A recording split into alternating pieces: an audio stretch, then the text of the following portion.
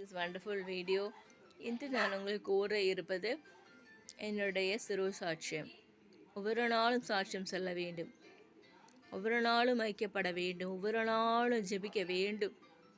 நம்மை நிந்திக்கிறவர்கள் யார் என்றால் என்னுடைய குடும்பக்காரர்களே நிந்திக்கிறாங்க. எங்கள் அம்மாவோட அண்ணனுங்க நிந்திக்கிறாங்க, மாமாங்க எல்லாம் என்ன நிந்திக்கிறாங்க.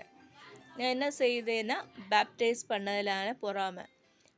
நான் உயர்ந்து போவது இவர்களுக்கு சிறு வயதிலிருந்தே பிடிக்காது. இப்படிப்பட்ட சூழ்நிலையில் நான் வளர்ந்து வந்தேன். கர்த்தர் சொல்ற, மகளே, உனக்கு சகலமும் நன்மைக்கு ஏதுவாக நடக்கிறது. சகலமும் உனக்கு நன்மைக்கு ஏதுவாக நடக்கிறது. உன்னோட disappointments all are appointments of God. நீ என்னுடைய அப்பாயின்மெண்ட் அந்த மாமாவோட பொண்ணுங்களாக கூட ஜாஸ்தி டிஸ்டிங்ஷன் மார்க் வாங்கினவன். இப்போது டீச்சருக்கு விடுங்கன்னு சொல்ல அவங்களுக்கு காலப்பட முடியல, ஊழியத்துக்கு விட சொல்ல அவங்க சொல்ல முடியலன்னு சொல்கிறாங்க. இப்படிப்பட்ட துஷ்ட மனிதர்கள் இருக்கிறார்கள். என்னுடைய ஃப்யூச்சரை கேவலப்படுத்தி 49 வயசு வரை என்னை உட்கார வச்ச எங்களை ரிலேட்டிவ்ஸ் இருக்காங்களே, நல்லவங்களே கிடையாது. 49 வயசு எனக்கு இன்றைக்கி. நான் என்ன சாதித்தேன்? நான் ஒன்றும் சாதிக்கல. ஊழியம் செய்தனால தான். ஊழியம் செய்து கொண்டே வந்தேன். ட்ராக்ட் ஊழியம், பைபிள் கொடுக்குற ஊழியம், பிரசங்கிக்கிற, இப்போ நான் உங்கள்கிட்ட சொல்லிட்டு இருக்க பிரசங்க ஊழியம் இவற்றெல்லாம் செய்து கொண்டு வந்தேன். பிரதர் மோன்சிலாஸ் அங்கிள், ஜீசஸ் ரெடீம்ஸில் இருக்கிற பிரதர் மோன்சி அங்கிள் தான் என்னை காப்பாற்றினார்கள். அவருடைய அந்த அன்பினால தான் நான் இவ்வளவாக வந்துள்ளேன். இதனால் நான் கர்த்தருக்கு சாட்சியாக இருக்கிறேன். நான் பெண்டிகோஸ்ட்டு, அது இவர்களெலாம் மார்த்தோமைட்ஸ், அவங்களுக்கு பிடிக்காது. அப்படி இருக்கும் பொழுது நான் கர்த்தருக்காக உறுதியாக இருக்க வேண்டியவர்களுக்காக ஆர்னமெண்ட்ஸாக ஊற்றிட்டேன். பைபிள் மட்டும் தான் நடக்காது. நான் மார்க்னு வந்தது, நான் பாட்டு பாட ஊழியம் செய்ய டீச் பண்ணுறேன், இது ஒன்றும் பிடிக்காது மாமாங்களுக்கு, எங்கள் அம்மாவோட அண்ணனுங்க தம்பிங்கெல்லாம். நான் இதான் கான்ஃபிடென்ஷியலாக சொல்கிறேன், நீங்கள் சொன்னாலும் சொல்ல பரவாயில்ல. இப்படிப்பட்டவர்கள் முன்பாக வாழ்கிறேன். என்னை காயப்படுத்துகிறவர்கள், என் மனதை காயப்படுத்தி கொண்டிருந்தது எனக்கு ரொம்ப கஷ்டம். அதனால் வாழவே முடியல. ஆகவே இந்த தம்பி அதுக்கு மேலே அவனும் காயப்படுத்துவாங்க. ஒரு ஆதரவும் இல்லை. திக்கற்ற பிள்ளையை விதவை ஆதரிக்கிற கர்த்தர் என்னோடு கூட இருக்கிறார். கர்த்தர் என்மேல் இருக்க யாம் இருக்கே பயமேன், யாம் இருக்க பயமேன். கற்க கசடர கற்ற பின் நிற்க அதற்கு தக. திருக்குறளும் படித்து வந்தேன்.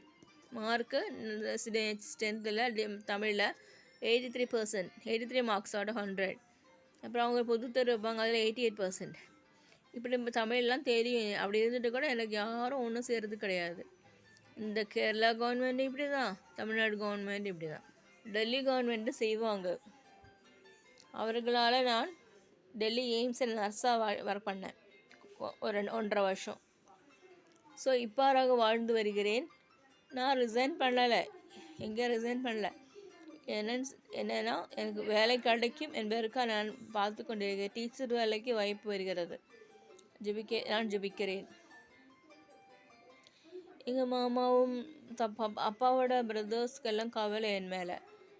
இந்த மாதிரி ஆகிவிட்டதே சொல்லிட்டு, கணவர் இல்லை, யாருமே இல்லை, நான் அதை மாதிரி இருக்கிறேன்னு சொன்னதுனால ஆர்ஃபனேஜில் தான் கொண்டு தள்ளுவாங்க. அதாவது இப்படிப்பட்ட ஒரு சூழ்நிலை. ஆனால் ஆண்டவர் சொல்ல, உன்னை ஜார்ஜ் முல்லரை போல பயன்படுத்துவேன். ஜார்ஜ் முல்லர் ஜெபித்தார், எல்லாம் நடந்து விட்டது. டீச் பண்ண நினைக்கிறேன், டீச்சிங் ஜாப் செய்யலான்னு பார்க்குறேன், ஊழியமும் செய்வேன். ஜார்ஜ் முல்லர் ஜெபித்த போது அற்புதம் நடந்தது. அவ்வாறாக நான் ஜெபிக்கும்போது அற்புதம் நடக்கும். அன்புள்ள இசப்பா, இந்த நல்ல மாலை வேலைக்காக சோத்ரா அப்பா, எல்லாம் அற்புதங்கள் அதிசயங்களும் காணும்படியாவது விஷயங்கப்பா.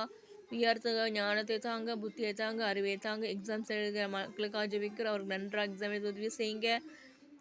தொடர்ந்து நடத்த சகல நன்மைக்கு ஏதோ நடப்பதற்காக ஸ்தோத்திரம். இயேசுவின் நாமத்தில் பிதாவே, ஆமீன் ஆமீன்.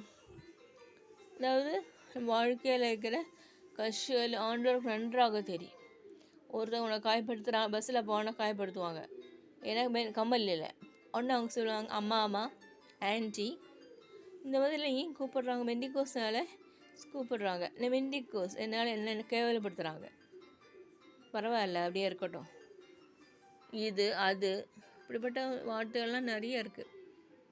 மெண்டல் என்ன சொல்கிறவங்க தான் மெண்டல், பைத்தியம் இப்படி சொன்னாங்களே. இதெல்லாம் ஆண்டவருக்கு பிரியமில்லாத காரியம். கர்த்தருக்காக பைத்தியமாகின ஆள் யார்? பவுல். சவுலாக இருந்த பவுல் ஆனது பைத்தியமாய் அதுக்கப்புறம் தான் அவர் சரியானார். கர்த்தர் என்னை கொண்டு அதிக காரியம் செய்வார். நான் நினைக்கிறேன் ஆண்டவர் அவருடைய சித்தம் நிறைவேறுவதற்காக அவர் என்னை பயன்படுத்துகிறார். அவருடைய சித்தம் என்னன்னு நம்ம வெளிப்படுத்தும் பொழுது அது செய்ய முடியும். தொடர்ந்து வழிநடத்தப்பட முடியும், ஆசீர்வதிக்கப்படவும் முடியும்.